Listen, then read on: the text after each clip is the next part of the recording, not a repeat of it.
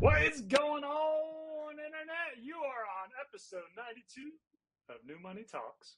I think that's actually no bullshit. That's the best one I've seen. Thank you, Eric. That was very cool. Yeah, that's my intro on my own podcast. So I had to. There you go. Had You to throw in, yeah. I think this is honestly. I think I told you this when we first met. This might be one of the sicker podcasts for me. This is like full circle. I used to own a beard company as well too, way long ago, and I never thought we would actually get to do a pod together. So this is pretty sick to me. If people don't, you were smart. You were smart. You got out of it. Well, you started earlier than I did, and I was like, damn, this is the sickest company. Even like to some of the names of your beard oils, like I made versions of it because it was so sick. You know what I mean? But I think overall you're a sick dude. The brand you built is awesome. The business you built is awesome. People don't know who you are. This is Eric Bandholz. He's the founder of Beardbrand. You've been running Beardbrand for, I think, your LinkedIn says 13 and a half years, maybe 14 years at this point. I'm not sure. How long you'll tell us? Yeah, I quit counting. It was like 2012 is all I know. So like, what is the math? 13 plus years? 13 plus years, yeah. I think you've done like everything you can imagine, from like Shark Tank to like you have a barbershop, a Beardbrand barbershop. That's sick. You have a massive YouTube channel with like over 4 million subscribers. 2 million. Not that massive. Oh, it's 2 million. Sorry, 2 million. Shit. Yeah. Now you're making me look bad. I only got 2 million subscribers. Also, one thing I would say is that like if you ever see any type of beard company with an ad, usually the guy in the ad is a Beardbrand like employee or picture or something like that. Like I remember like Greg Brzezinski was like the face of a lot of people's ads over the years. Yeah. We got some handsome people on the Beardbrand team, and we have a lot of imitators who have taken inspiration, both inspiration and direct ripoff over the years. In fact, I just did an Amazon takedown for a Greg Brzezinski photograph on a beard trimmer on Amazon last week. So it still happens. I'm sure it does. And also you have a sick podcast as well too. I used to learn actually a lot from your pod. There's a whole bunch of awesome episodes, years of stuff on there. So I'm just like, again, I'm fangirling right now. But yeah, I had Eamon on my podcast too, because I know you just did one with him. Yeah. Shout out to Eamon for connecting us. But I want to let you tell the people who you are. I'm curious how you would describe yourself too, because I think you've done a lot. So I'm curious to see how you would describe yourself. We'll start there, and then we'll see how the conversation is going to flow after that. Yeah. I mean, you pretty much nailed it. I'm the founder of Beardbrand, a men's grooming company. We have built a bootstrap company, me and my business partners, focusing on the journey versus the destination.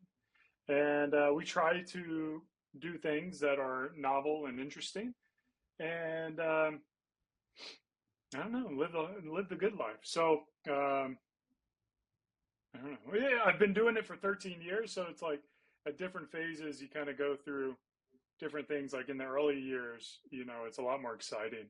Like everything is new in the business world, and then I'm still generating first as well. 13 years in, but kind of like sharing that is not as I guess novel for me, since we've been there for so long. But it's definitely been a fun ride, a fun journey, and it's afforded me to do unique kind of things. Like I'm in Denmark right now. We head to Denmark for the summer, me, my wife, my kids, and work remote. And there's very few jobs that afford you that opportunity to do that other than your own business, or maybe if you're a dev or something like that. Sure. I'm curious. I don't like doing more like origin stories on this one, but I'm curious just to hear 14 years ago, did you think you'd be running a beard company for 14 years? Like, what kind of made you do this? I'm just curious, like, minor origin story of Beardbrand. Yeah. I mean, the quick pitch is I used to work as a financial advisor at a mega bank.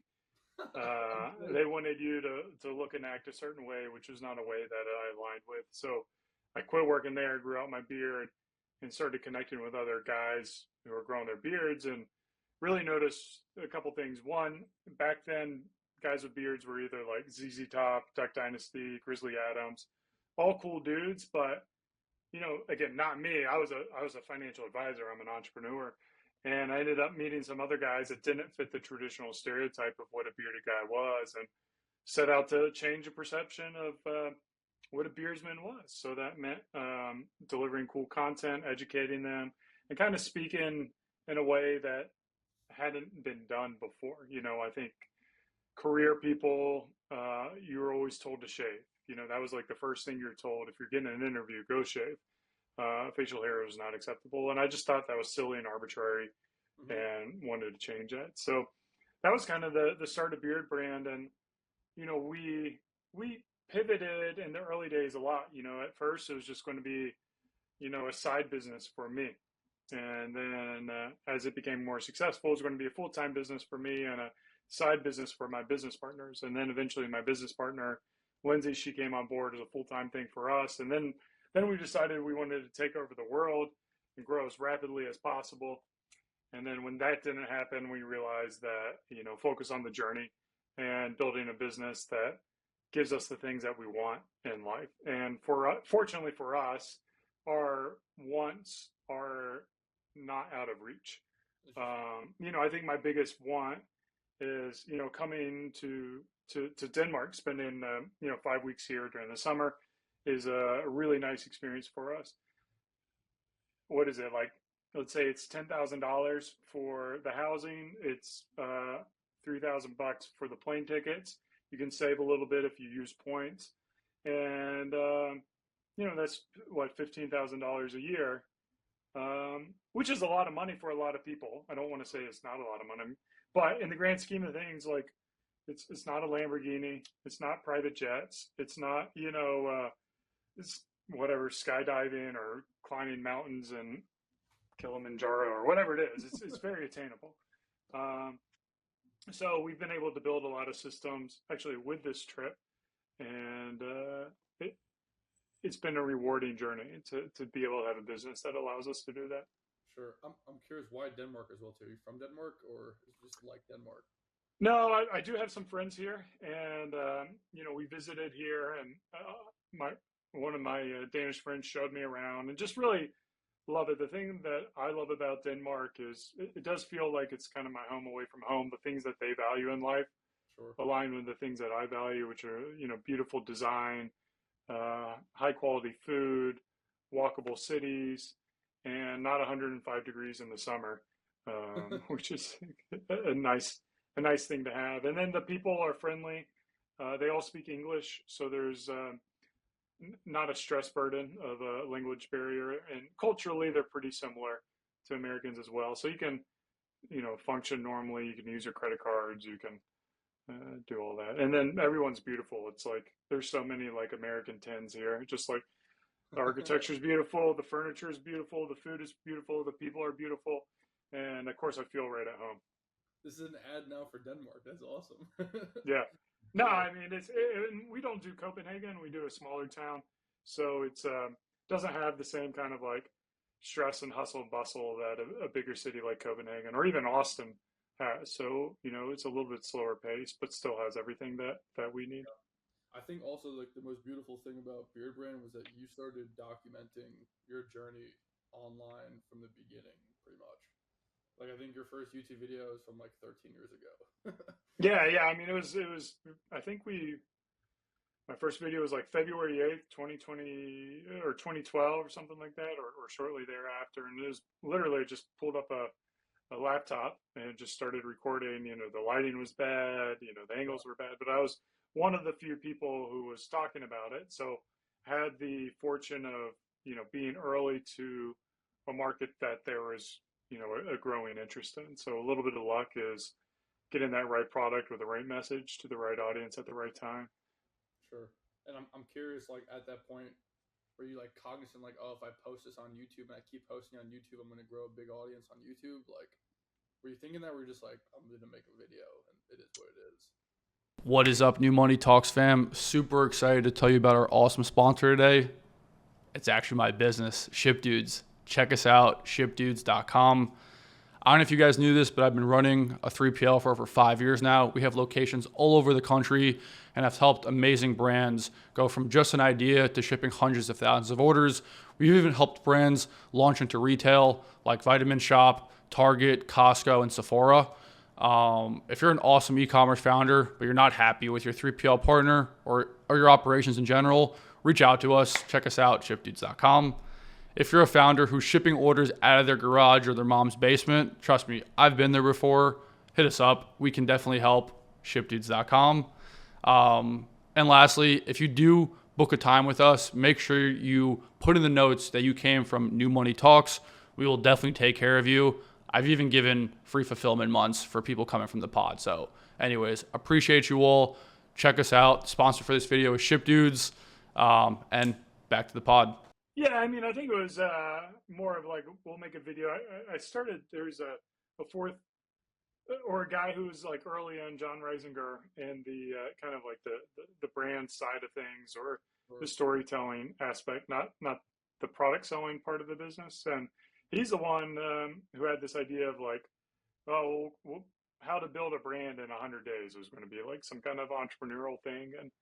And so we just started producing content. It was not a lot of thinking in the early days. It was just doing. It was just kind of dumb stuff. It's like, go and do it. And then I got fortunate that one of the videos, relative to all the other videos, did well. And it was like, okay, well, this video is doing well. I'm going to do more like it. And once I realized that, then it was like, all right, here's how to style this, and here's how to do this. And kind of like, I let Beardbrand have the freedom to guide me on what it was to become, rather than being rigid and like, this is my vision for Beardbrand, this is what it's going to be, I'm going to force it.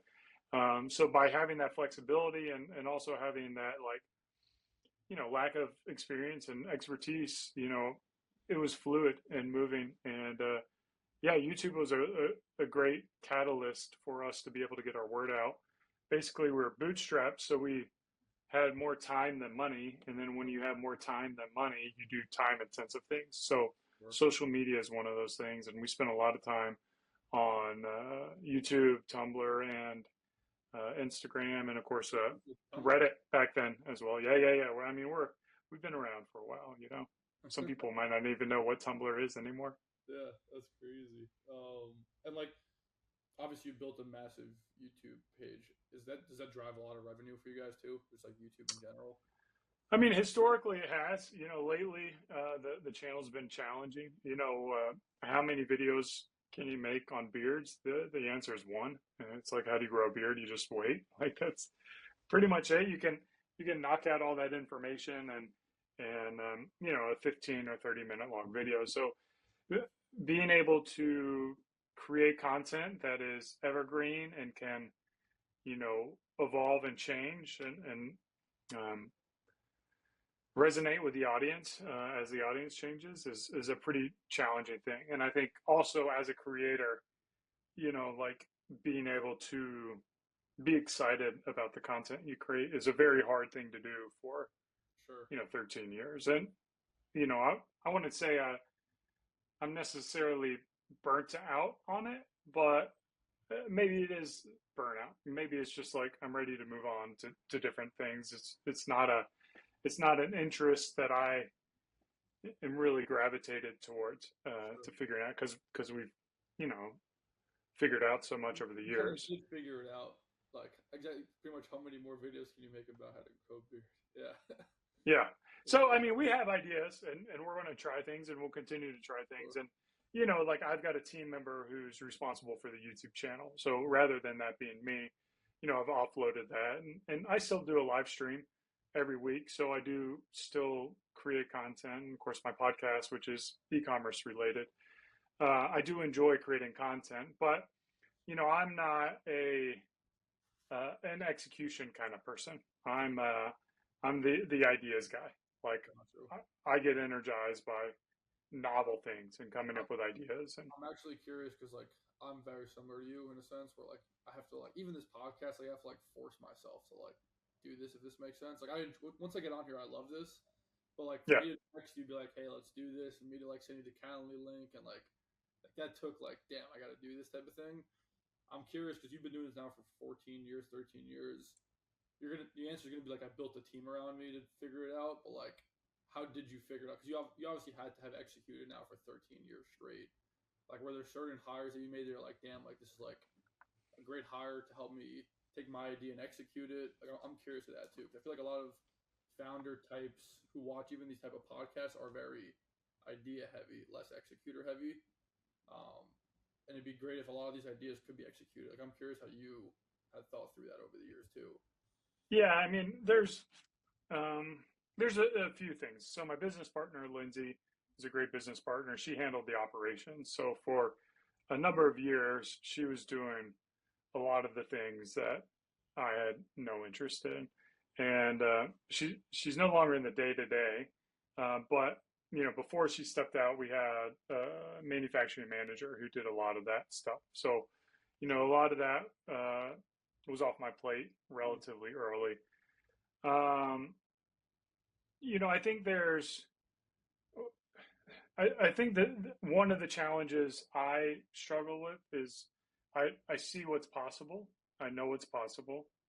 I have standards for what's possible, but I don't have, you know, that persistence trait to be able to deliver on that kind of excellence. So the answer is either trying to find people who do have that abilities, or to be okay with substandard work, which is kind of, you know, like not a lot of people say that, but the reality is like, I can try to make something perfect to the level that I know it is, but I know that if I do that, I will be miserable. I know I can do it. I know I can make the best, you know, video of all time, but I know it's just going to suck the life out of me. So I give myself permission to produce work that is substandard, because work that's substandard that I enjoy is better than excellent work that I don't enjoy. And back from the beginning of this too, like, you've built this business to do stuff that you enjoy, correct? Yeah. That was the whole point of it. Well, so any entrepreneur listening to this, business is simply a series of problems that you need to solve. One of the major problems most entrepreneurs never identify or realize is like, how do you solve the problem of loving your business? Explain that, because that just like blew, like, kind of like twisted my brain in a weird place. Yeah.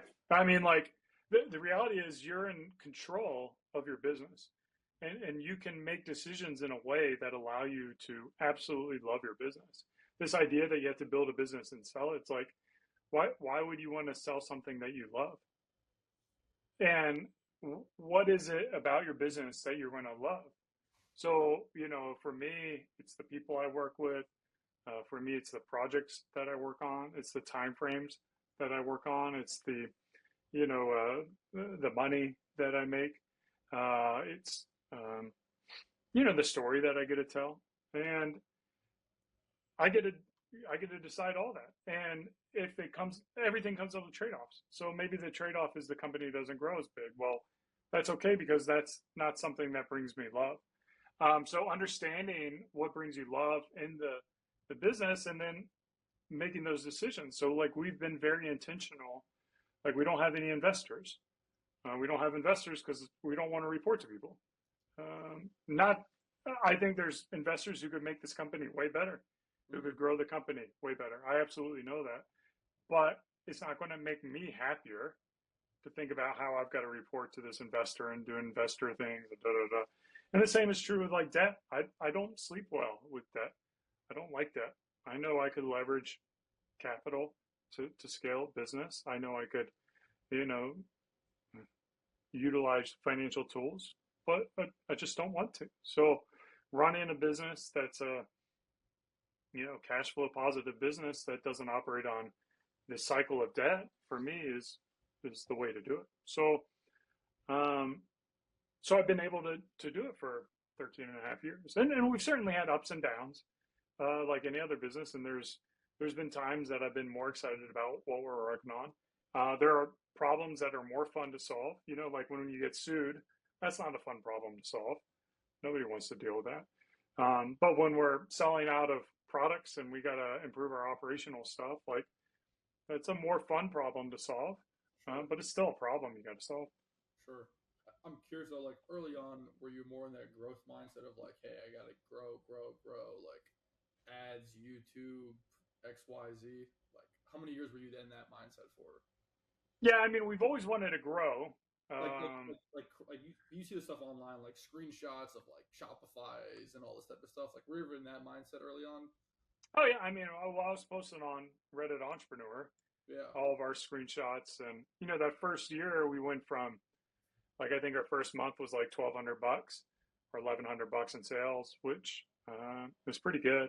To by the end of the year, I think we were at like $70,000, which in hindsight, I don't think is very common. But when you have like that kind of exponential growth, like we were sharing a lot of that. In hindsight, would I do that again? Would I do it with the next business? There are trade-offs. I think it maybe part of our growth was from being transparent, but I think we certainly had a lot of imitators because of that as well. And oh, so you're saying because you were so open about everything, people would just copy you? Oh, dude, I was way too open about way too many things, like margins and like product sourcing and formulations or whatever. It was just like, and we'd see it, like companies would just copy the exact same ingredient list, and even names and packaging. We had companies that would just source the exact same packaging, and I get it. Like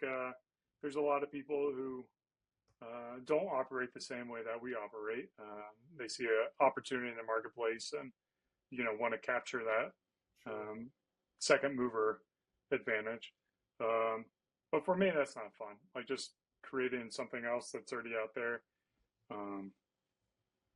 It's kind of like, was this ever like because I know a lot of high growth e-commerce brands now are just like straight, just, I hate saying meta, but like meta, Facebook, Instagram type of thing, just like nonstop direct response marketing, all this type of stuff. Were you guys ever thinking like that, or was this more like we're in this for a long time, we want to get customers, make them happy, them to buy for? I'm sure you have customers that bought from you like 30 times probably. I'm sure you do. Yeah, I mean, so for us, we've always been, or I've always been afraid of losing it all. Like one of the fears I have in running business is that it could go down to zero. So to alleviate that fear, what you do is you try to build multiple channels, so that if something happens to one of the channels, mm-hmm. you have the other to fall back on. And I don't know if that is the right strategy, if I would recommend it. I think it's going to be, I think with focus, you're going to have a lot of success. You're going to have a lot more efficiencies. But also, like the trade-offs if something ever happens to it.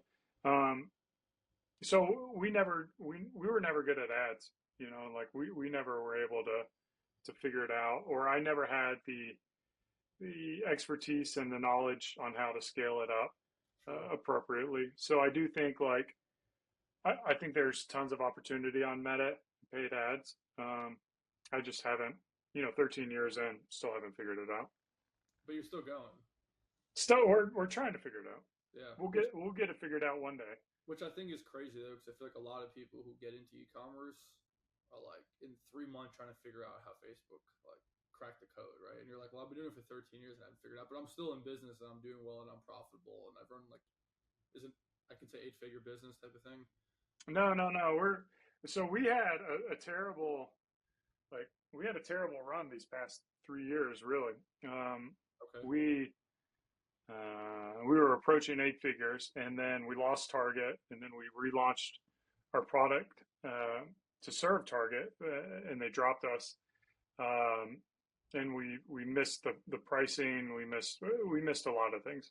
So basically, our business has been cut in half, and like had pretty bloody years in 2023, 2024, and then finally like fixed a lot of the stuff that were kind of going sideways, and getting that energy and that focus to get it going back up again. Interesting. And you're pretty open about that. I think you're talking about that in your podcast a little bit too. Yeah. I just did an episode a couple weeks ago on my own episode, kind of talking a recap of how much money we lost nearly $1 million over the course of 2 years, and you're not talking like $1 million revenue, like $1 million like of cash type of thing. Yeah. Wow. And we lost that money. A lot of it was through inventory we had to destroy, but also the cash going out the business, and we did that still without any investors, without any debt financing. Sure. And there's definitely some touch and go moments during that time period that were not fun. I kind of want to go a little. I'm curious on the sales channels piece of the business too, because we've developed multiple sales channels. What are the sales channels, if you could break them up in a sense too? Well, I mean, we back in the day we had Target and we had Beardbrand. Those were the two primary channels, and then we had wholesale. Okay. And then we lost Target, and then we opened up Amazon. Okay. When we lost Target. And so we have Amazon and we have Beardbrand, and then we have wholesale. And you were against Amazon for a long time, right? I don't particularly like Amazon. I don't enjoy that platform much. So, but when it's all like crashing and burning, and you've got like a $700,000 of inventory, go on to Amazon. Yeah. You go on to Amazon, and like we haven't found the success on Amazon that I would expect.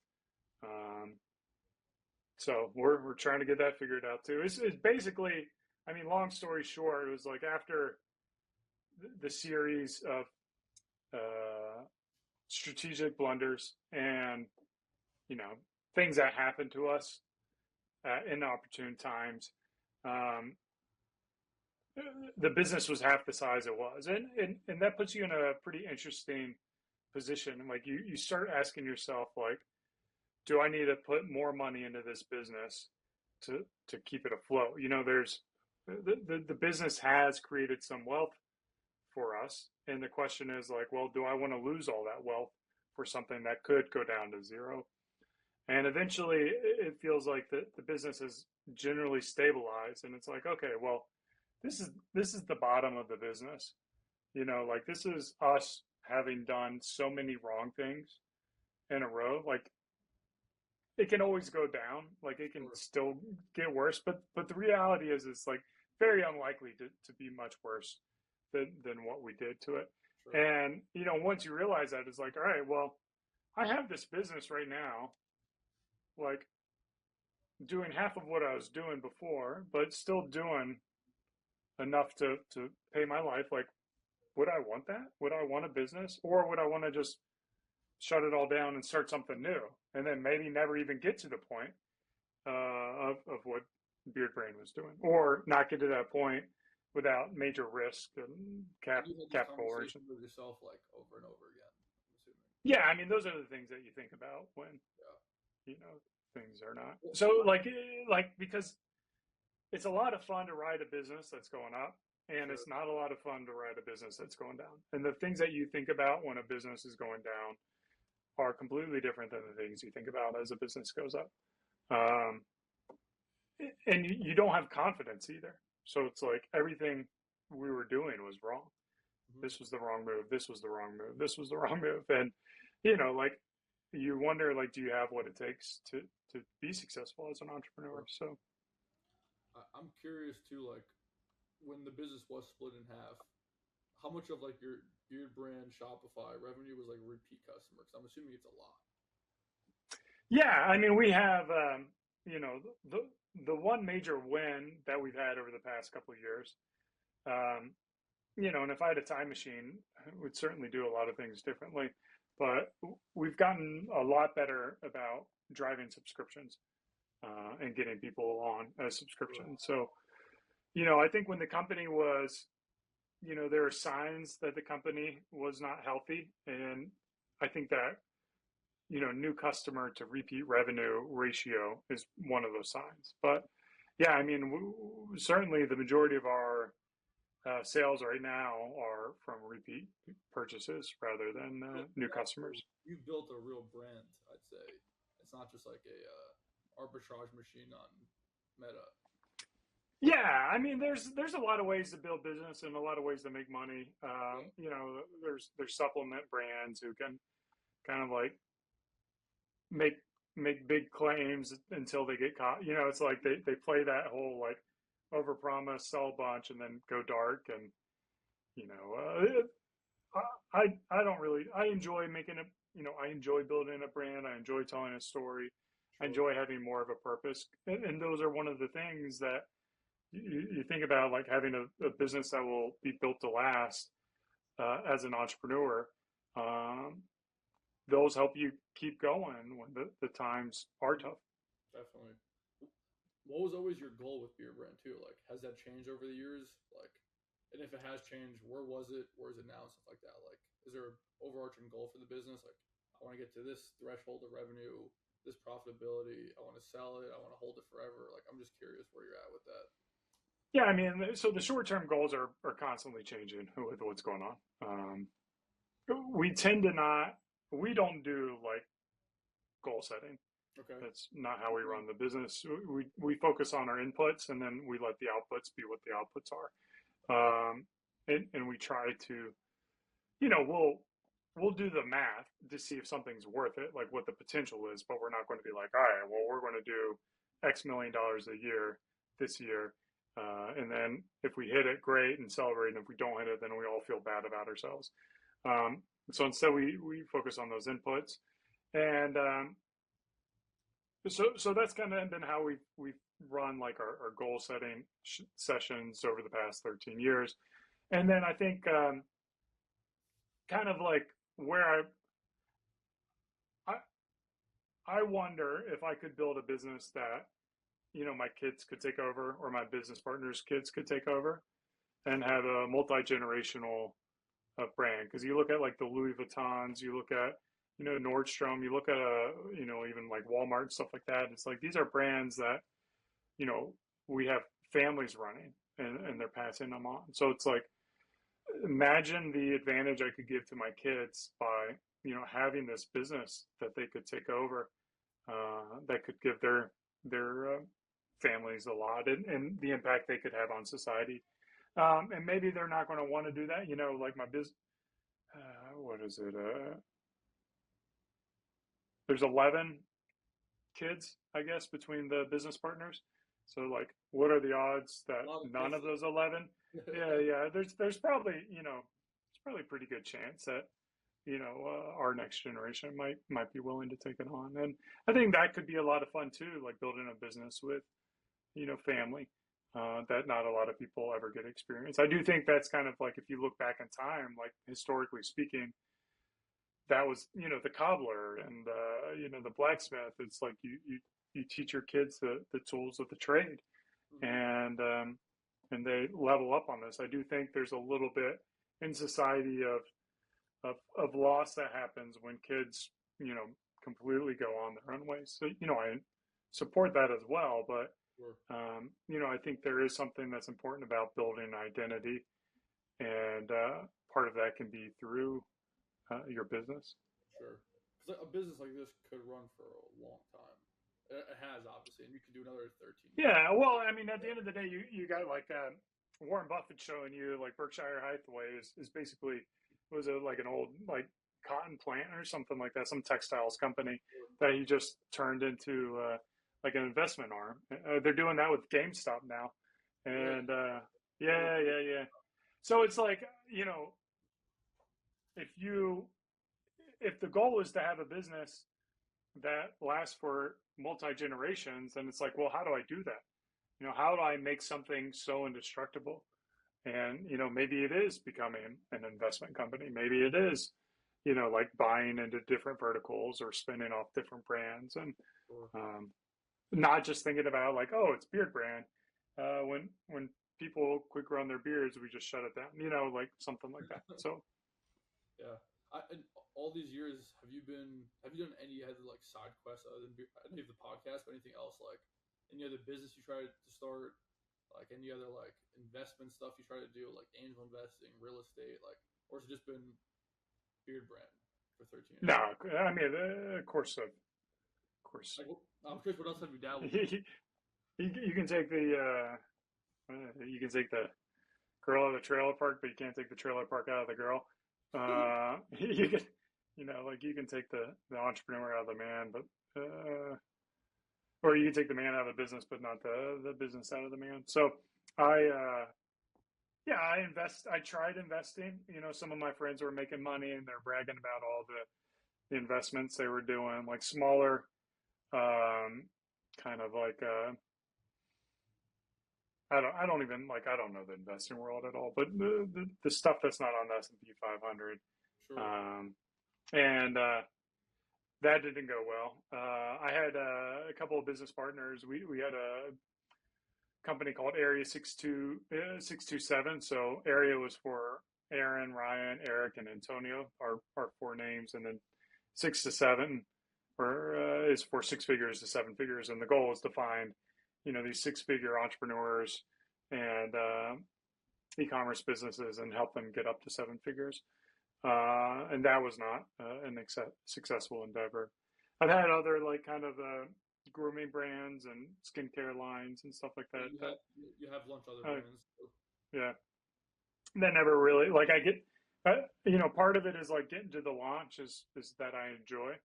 And then after that, it's, not so much. So yeah, we let them just kind of float off to the ether, So you like designing the products, launching the products, building the site, and you're just like, after that, it's like, yeah, it is what it is. Yeah.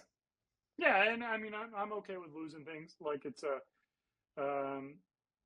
especially if it's not too much money. Like sometimes I need distractions from the day-to-day. Like if the business is doing well, the worst thing they need is someone who's a tinkerer to come in and start tinkering with things. So it's like, all right, well, I can distract myself with these kind of things so that I don't distract my team with some things. Can we talk about team as well too? I'm curious what the team looks like at Beardbrand.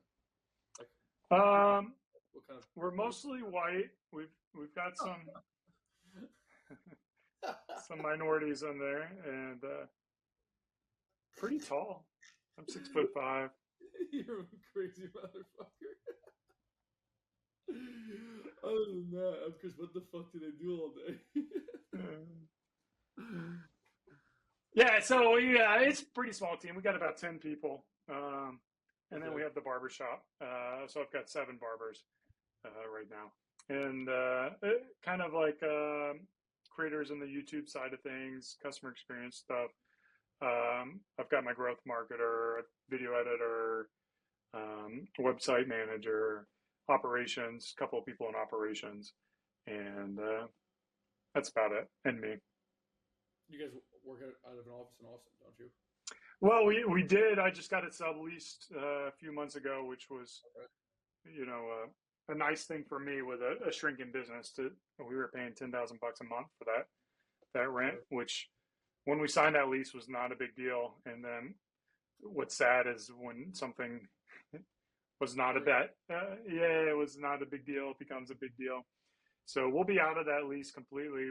We're pretty much a work remote. We've been work remote since the COVID times, never came back. We do have a lot of people in the Austin area, but not everyone. So even if we did, we'd still do a lot of things remotely. Sure. And the barbershop, I didn't know you have 7 barbers. Do they work every day? Like, I mean, I've got the best barbershop in Austin. If you're ever in Austin, Texas, we've done things intentionally to attract the best talent. Okay. And one of those things is, so my barbers, they rent the chair, they set their hours, they set their prices. So they're in total control of the experience that they can deliver to the customer. They're also pretty dang good. So they're not worried about having, an empty chair. So we tend to the people who are going to do best at Beardbrand are going to be those with a book of business that they can bring. So the one major downside of trying to get a haircut at Beardbrand is most of my barbers are booked out like 2 to 6 weeks in advance. So you can't just like walk in and get a haircut from there. And then my other requirement is just like low drama. Like I want to have people in there who can handle their shit and are functioning. And not to say, I think when you get creative talent, which barbers are, they're artists, you know, there can be some people who love the craft more than the business. And I think, you know, when you're doing a chair rental, you know, and running it like a business, they have to also have that kind of business mindset. And then there are like shared responsibilities, like putting the towels away and, you know, running the washer and the dryer and, you know, stocking the shelves and stuff like that. So being able to work with their team and not cause drama is something that is pretty important. And they're all Is this like badass separate, dudes. Is this like is this separate from Beardbrand? Is it with Beardbrand? No, we run it under we run it under Beardbrand because it's like, yeah, you can do the math. Like we can only do 8 barbers because that's how big our barbershop is. They rent the chair at market rates, which in Austin is like anywhere between like $250 and $500, and then we pay, you know, $5,000 for rent and, you know, internet and AC and repairs and chairs and all that stuff. So it's like I can make $1,000 or a couple $1,000, which is a sick thing to have, pretty much. Yeah, so we actually view it different. The reason we've actually, I mean, I could probably break out the P&L, and if I did and I really looked into it, we probably lost money on that barbershop. We launched in 2020. We only had 3 barbers in there for a period of time. And the reason we could do it was because we produce content on our YouTube channel that is haircut trims and beard trims, and we film that. So we wanted more control over the content production, and having our own barbershop afforded us that ability. And now, like, if we have, you know, a full shop, 8 barbers, then it'll make a couple $1,000. But man, I had to replace the AC a couple years ago, and that was like $20,000. And then, you know, the roof was leaking after all this rain from Austin, and that was, you know, it just adds up. It's just not, yeah, you're not going to get rich running a barbershop the way we run it, but you will get damn good barbers who cut damn good hair and a really cool vibe. So that's important to me. Yeah. Really good content, because like on YouTube, all those guys are pretty dope people. Oh yeah, and you know, the other advantage is like when you create a shop like that, you know, the shops that you know, split commissions and you know, have to operate in a more financially logical sense, like you're going to have a ton of turnover, because if you're a good barber, you're going to leave because you can go to a place like Beardbrand and make a lot more money. And if you're not a good barber, then your chair is going to be empty, and then you as the barbershop owner, you're going to lose money on that person. So you're going to have to fire them and then deal with that turnover. So our barbers, you know, they stick around, and it's great. Like, again, if you make it into Austin, try to get yourself an appointment, and you will leave looking pretty damn fresh. That was good. The last thing I wanted to talk about was just e-commerce in general.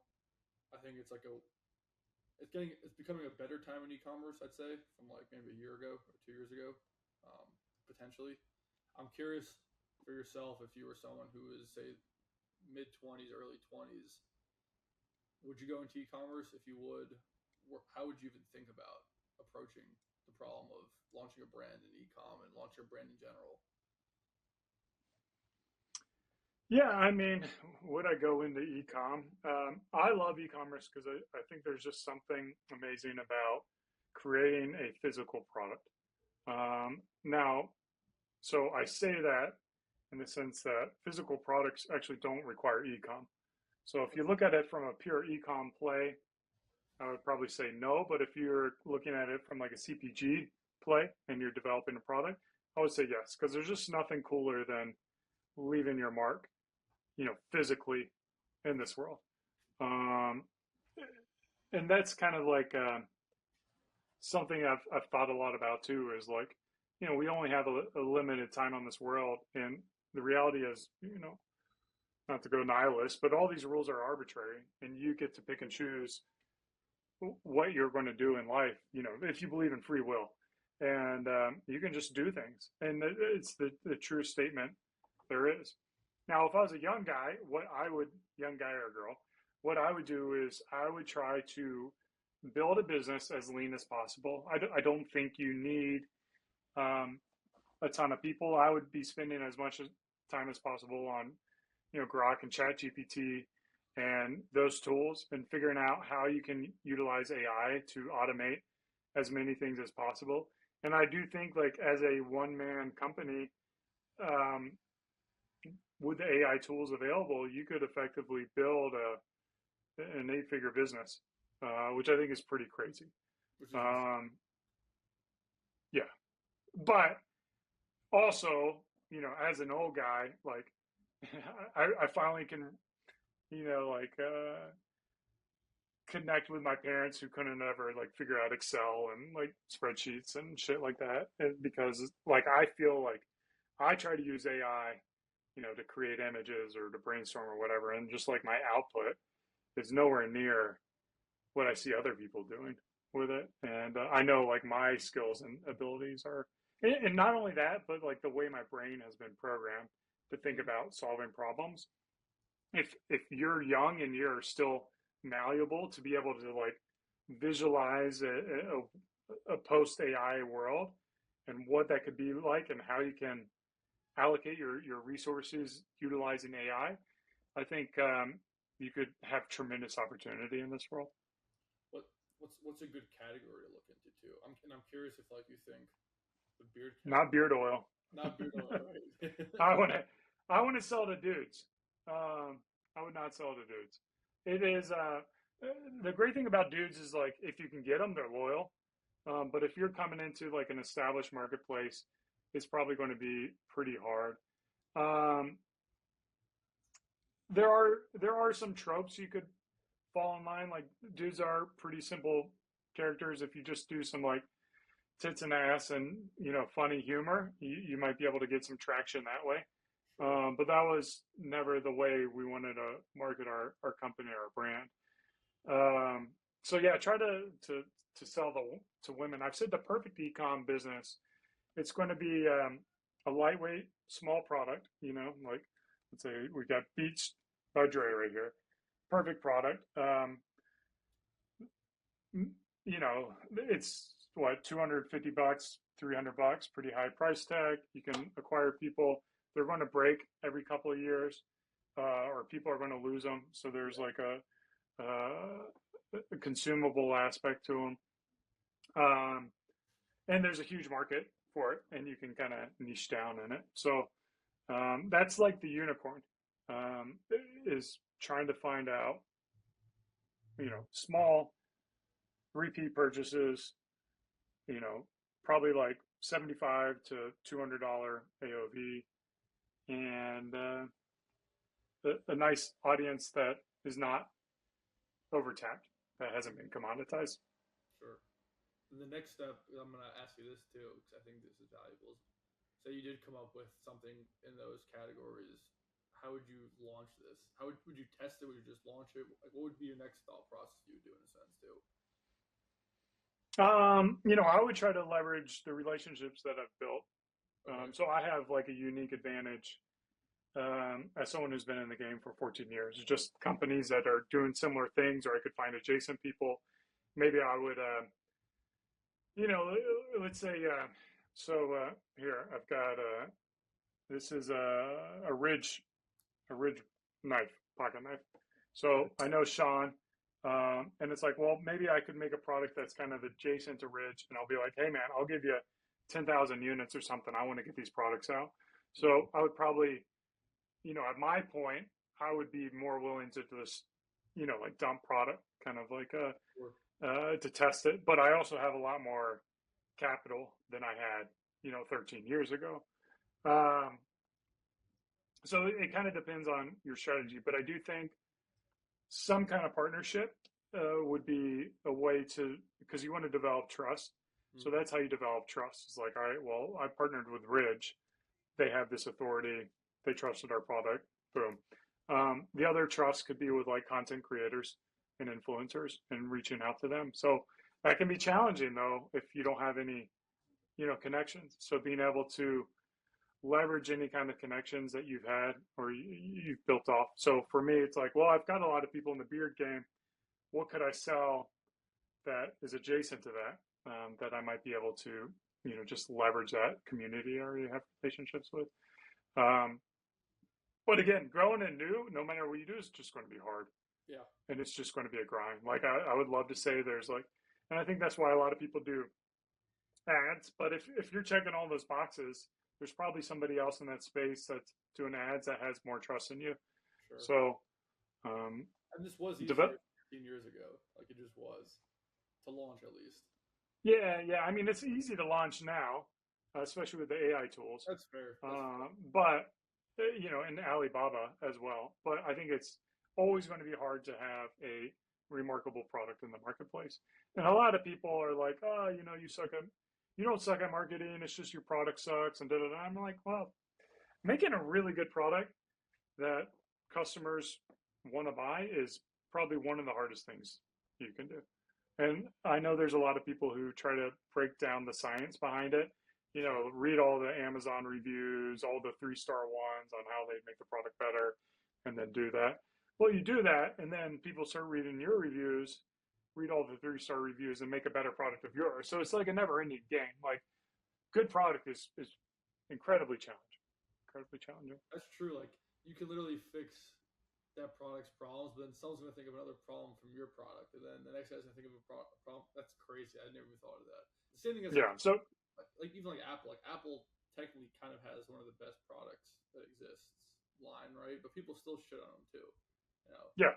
You're not going to have everybody. I think there is, there are some products that are, like Coca-Cola. You're never going to make a Coca-Cola because it's that taste that they've come into. Like, and for us, it's our fragrance. Like we have Old Money, we have Temple Smoke, we have a Bold Fortune. So nobody, like, they can try to mimic the fragrance, but they're not going to nail it. And so people, if you can develop something that resonates with people beyond like a pure logic play, then or there's like there's a subjective element to it, then try to find a product like that where you can be like, all right, well, we're going to make the most tangy chip on the market, and it's not going to hit everybody, but the people who love tangy stuff, like, that's what they're going to get. I think this has been sick. Anything else you want to leave the audience with? Anything else you want to share or say? I'm curious. Yeah, I mean, what would you say is your average listener? Like, what are they going through? 18 years old to like 30 years old. Okay. And the younger ones are like launching the brand. They maybe drop shipped and tested a whole bunch of stuff. The older ones have a 6-7 figure brand that they're trying to grow to that next level, 8 figures. Maybe get into retail like Target, stuff like that. You know what I mean? Just kind of grow. I'd say that's kind of where everyone is in a sense too. And everyone don't do anything. They're just watching this because they have nothing better to do. Yeah. Yeah, the entrepreneurs. I was a entrepreneur for a good 10 years. I would say the advice that I have for the people who don't have businesses is the greatest thing that I ever did was meet my business partners. And what I tried to do for like the first 10 years of my life was to convince my friends and family to go into business with me. My friends and family were not entrepreneurs. And the best thing that I did was, instead of convincing people who weren't entrepreneurs to become entrepreneurs, was convincing or finding entrepreneurs, being around them, and then, introducing the right product. Sure. And I'm a person who loves business partners. I think, having somebody there to lift you up when you're down, or who you can lift up while they're down, is a hack to businesses. I think building a business, I did say building a business alone, and how you could build a $10 million business. There's just nothing about like sharing the wins. You know, that I know Jeremy and Lindsay, they know and care about this business as much as I do. They've been there since day one. We shared hotel rooms together. Like we've learned and figured out things. We've been through the ups and downs. You know, it's like marriage. You know, you can certainly have a life by yourself or you can get married. The life in a marriage, in my opinion, is going to far outweigh that done alone. So finding a business partner would be my advice for someone who hasn't found a partner yet. And then, you know, people who are scaling, it's just, you know, like it's just your job is to identify problems and prioritize how those problems get solved. And think about that. It's like, all right, well, this is the problem I need to focus on. And it kind of like oscillates between marketing problems and operations problems. Marketing, ops, marketing. Yeah. Well, I want to say, hopefully not on a daily basis, but you know, like as your marketing goes well, then you break everything, and then you got to fix all the operations. And as you fix all the operations, and you've got room to grow. So yeah, that's fair. Cool. Where can people find you if they want to find you? Yeah, find me on the X. It's my last name, Bandholz, B as in boy, ANDHOLZ. And then what's the podcast too? E-commerce conversations. Check it out. E-commerce conversations. Awesome. Eric, I appreciate you, man. This has been sick. For everyone who doesn't know who Eric is, you gotta go check him out. He built an awesome brand. I know obviously there's ups and downs, but you've built a sick brand. And I think you know that. Yeah. Thank you. It's been a fun journey. If you have a cool beard or you have nice hair and you want sick products, beardbrand.com. It's a dope. Yeah. Bunch of dope shit. If you're in Austin, get a haircut as well too. And for our listeners, appreciate you guys. Make sure you like, comment, subscribe, wherever you are. Share this. This is episode 92, so we're trying to get to 100. I think we'll be at 100 in the next few weeks. Yeah. Let's go. Let's go. Awesome, man. Catch you guys in the next one. Peace. Peace.